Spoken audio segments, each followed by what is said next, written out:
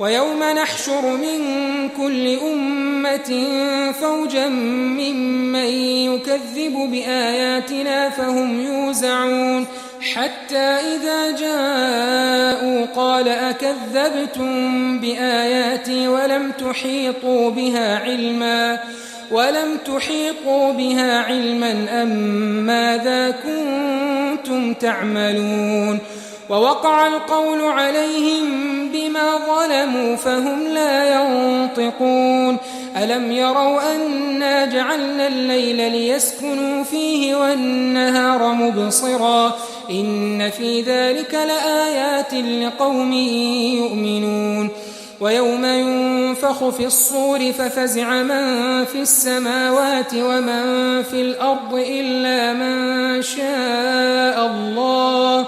وكل أتوه داخرين وترى الجبال تحسبها جامدة وهي تمر مر السحاب صنع الله الذي أتقن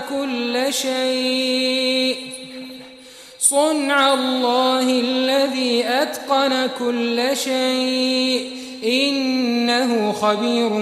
بما تفعلون من جاء بالحسنة فله خير منها وهم من فزع يومئذ آمنون ومن